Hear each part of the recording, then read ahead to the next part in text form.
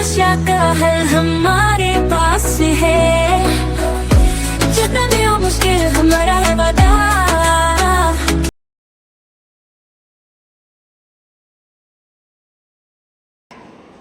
आज आपको बताएंगे अल्कोहल के बारे में। बहुत ही मोस्ट टॉपिक है अल्कोहल, फिनॉल और ईथर। रसायन विज्ञान के भाग 2 में इंटरनल टॉपिक है अल्कोहल, फिनॉल, ईथर। अब अल्कोहल क्या होते हैं? ऐसे हाइड्रोकार्बनिक यौगिक जिनमें हाइड्रोक्सिल समूह होता है, अल्कोहल कहलाते हैं। यानी हाइड्रोक्सिल समूह OH। जिन हाइड्रोकार्बनिक यौगिकों में हाइड्रोक्सिल समूह उपस्थित होता है, अल्कोहल कहलाते हैं। अब अल्कोहल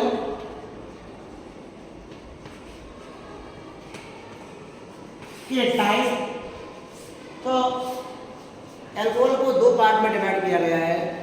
पहला है संख्या के आधार पर,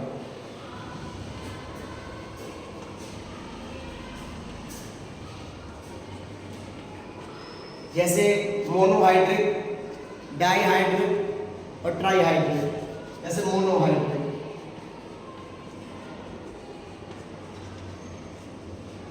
एक ही अल्कोहल है। दूसरा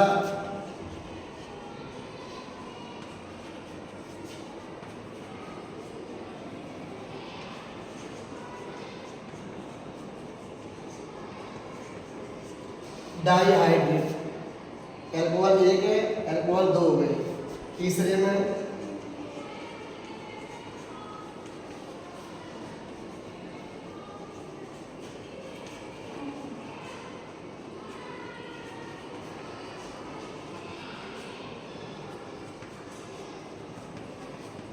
ट्राईहाइड्रिक।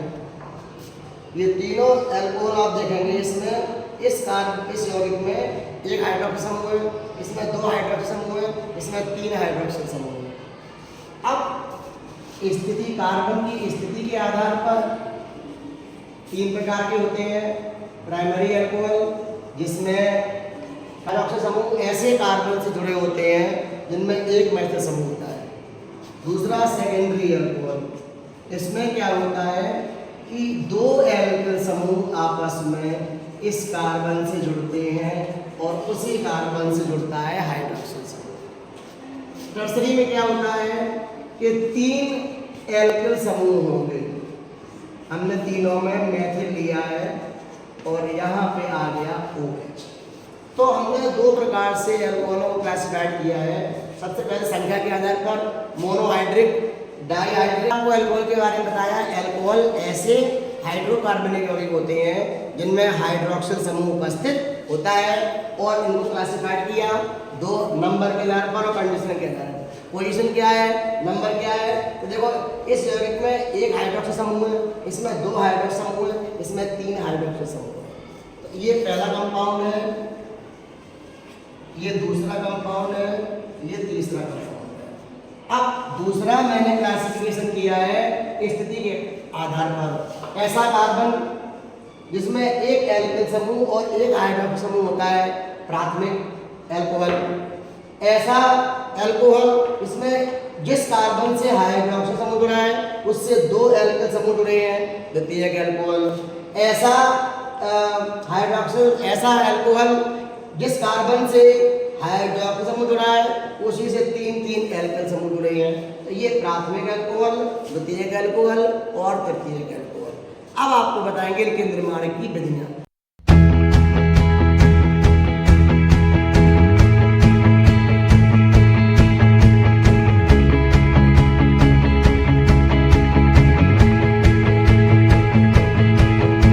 अब अल्कोहल के निर्माण की विधियां, तो हम किसी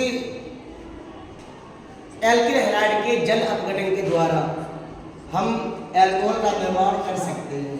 यानी कोई भी हेलो एल्किन है, एल्किल हैलाइड, हेलो एल्किन के जल अपघटन के द्वारा, जल अपघटन से हम बनाएंगे क्या? एल्कोहल। तो हम लेंगे C2H। आप चाहो तो इस एथिल की जगह मैथिल भी ले सकते हो,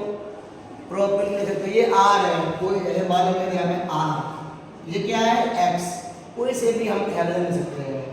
और क्रिया करा दूँ, मान लीजिए NaOH, कोई क्षारी जली विलयन लिया है, क्रिया करेंगे तो NaCl बनेगा और C2H5OH, C2H5OH और प्लस NaCl।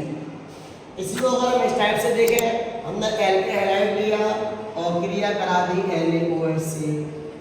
आप अगर चाहें तो सिल्वर हाइड्रोक्साइड भी ले सकते हो, कोई दिक्कत नहीं है उसमें। निकलेगा हमारा NaX और ROH, हमारा एल्कोहल बन जाएगा। ये पहली विधि है हेलो एल्केन के जल अपघटन के द्वारा एल्कोहल का निर्माण।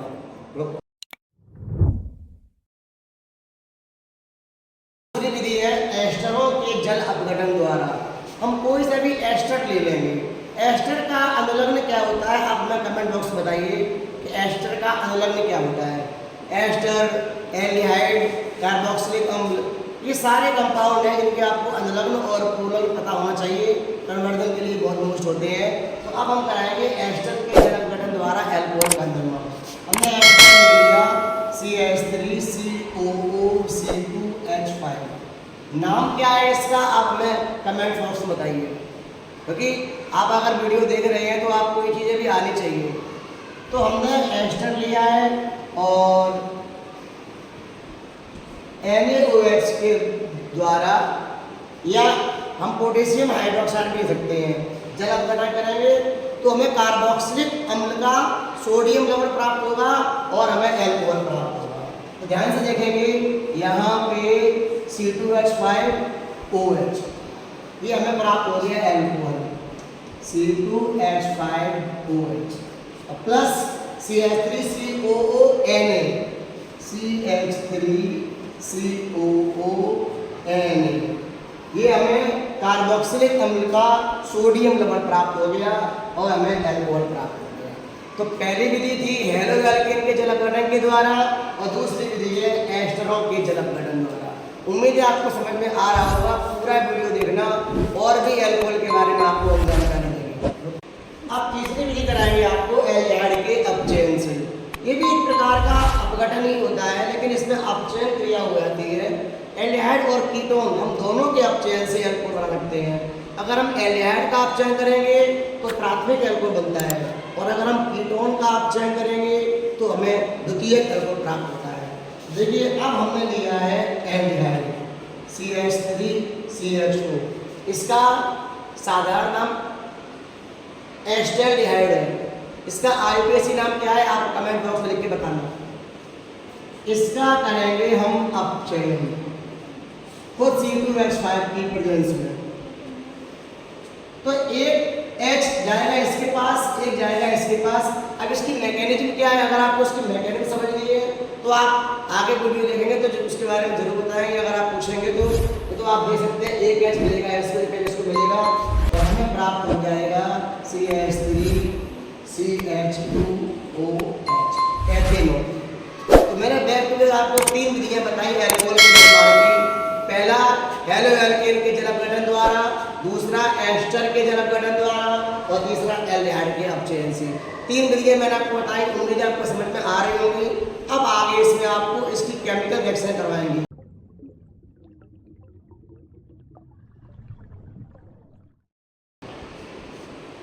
चलिए अब आपको एल्कोहल से संबंधित कुछ रासायनिक क्रिया बताएंगे। पहले सक्रिय धातुओं से क्रिया।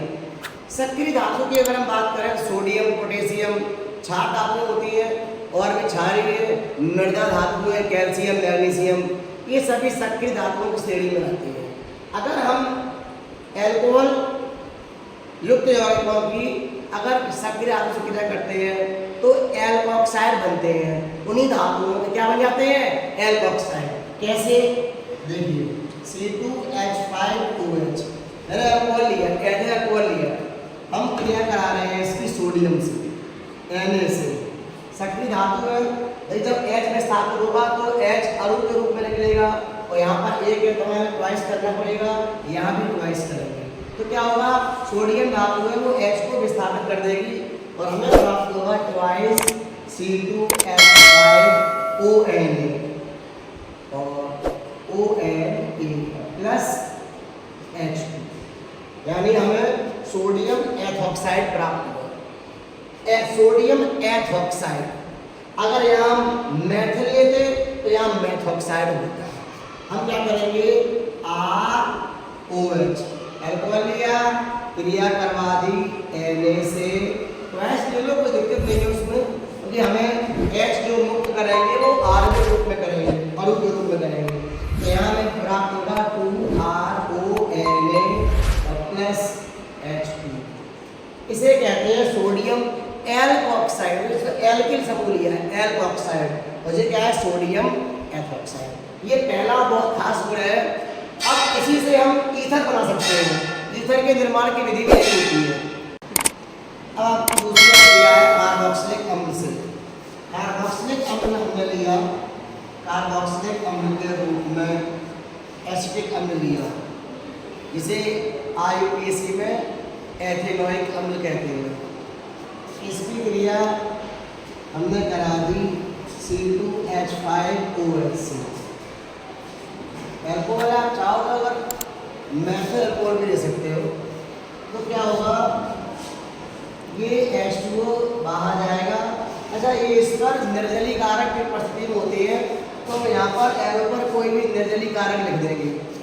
आगे में क्या प्राप्त होगा, CH3 COO C2H5 plus H2O। तो जब कार्बोक्सिलिक अम्ल की क्रिया अल्कोहल से निर्जली कारक की उपस्थिति में कराते हैं तो एस्टर बनता है और जल बनता है।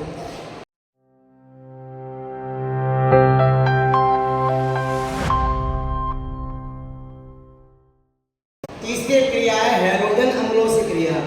अब हैलोजन अम्ल कौन कौन से होते हैं, HCl, HBr, आप कुछ भी ले सकते हो। अब अल्कोहल की क्रिया, मैंने अल्कोहल के रूप में एल्किल अल्कोहल लिया, बाद में कोई अल्कोहल की क्रिया भी दिखा देंगे। इसकी क्रिया करा दो किसी भी एल्किल हैलाइड से, तो एल्किल हैलाइड से कराने से क्या होता है, हमें प्राप्त हो जाएगा हेलो एल्किल और H2O जल बाहर निकलेगा। ये कुछ परिस्थितियों में क्रिया होती है। अब इसमें हमने क्या किया, यहाँ पर जैसे मान लीजिए मैथेनॉल ले लिया, क्रिया करा दी HCl से, हमें प्राप्त होगा H2O और CH3Cl प्लस H2O। तो एल्किल अल्कोहल लिया है, उचित परिस्थितियों में इसे हैलोजन अम्ल से क्रिया कराएंगे तो हमें हेलो एल्केन प्राप्त होगा और जल प्राप्त होगा। ये इसकी तीसरी क्रिया है। ये क्रिया है फास्फोरस पेंटाक्लोराइड और फास्फोरस ट्राइक्लोराइड दोनों से क्रिया करता है अल्कोहल। कैसे आप देखेंगे, CH3CH2OH, हमने एथेनॉल लिया है और क्रिया करवाई है PCl5 से। जब PCl5 से क्रिया करता है तो भी हमें हेलो एल्केन प्राप्त होता है और HCl प्राप्त होता है और POCl3 भी प्राप्त होता है। कैसे आप देखेंगे, CH3CH2 एक Cl ले लेंगे, CH3CH2Cl प्लस ये वाला H और एक Cl ले लो HCl। जब मैंने एथिल अल्कोहल क्रिया PCl5 से कराई तो CH3CH2 एक Cl यहाँ आ गया, एक Cl और एक H मिलकर बना HCl। अब एक P का और एक O का और क्लोरीन के 3 मिलकर बनाएंगे POCl3। तो ये PCl5 से क्रिया है किसकी, अल्कोहल की। अल्कोहल मेथेनॉल और एथेनॉल आप कोई सी भी क्रिया कर सकते हैं, बहुत सारी समानता होती है क्योंकि दोनों अल्कोहल की श्रेणी के प्रथम और द्वितीय सदस्य हैं। पहला सदस्य हमारा है मेथेनॉल, इसे मेथिल अल्कोहल कहते हैं, दूसरा है एथेनॉल, इसे एथिल अल्कोहल कहते हैं। तो जो क्रियाएं हम आपको करवा रहे हैं ये अल्कोहल की क्रियाएं हैं। आप इन क्रियाओं को बोर्ड एग्जाम में यूज कर सकते हैं और इन क्रियाओं को पूरा अच्छे से वॉच कीजिए, समझ में ना आए दोबारा रिएक्शन फिर देख लीजिए, उम्मीद आपको समझ में आएंगी। अगली क्रिया है डिहाइड्रोजनीकरण, यानी हाइड्रोजन परमाणुओं का बाहर निकलना। कैसे करेंगे आप देखेंगे, CH3CH2, इसमें हाइड्रोजन गैस बाहर निकलेगी। कॉपर उत्प्रेरक की उपस्थिति में 300 डिग्री सेल्सियस तापमान पर यह क्रिया होती है, यानी कॉपर की उपस्थिति में 300 डिग्री सेल्सियस तापमान पर हम गर्म करेंगे तो 2 H के मॉलिक्यूल्स निकल जाएंगे, हमें प्राप्त हो जाएगा CH3CHO और प्लस H2। H2 निकली है, इसीलिए सब क्रिया कहते हैं डिहाइड्रोजनी। हमने आपको अल्कोहल के बारे में 5 अपक्रियाएं दी, उम्मीद है आपको 5 अपक्रिया समझ में आई होंगी। उसके पहले मैंने आपको निर्माण की विधि बताई। अब अल्कोहल के निर्माण की विधि बताने के बाद मैंने 5 आपको रासायनिक अपक्रियाएं इसकी दी हैं। अब अगला टॉपिक आप बताइएगा किसकी आपको वीडियो की जरूरत है।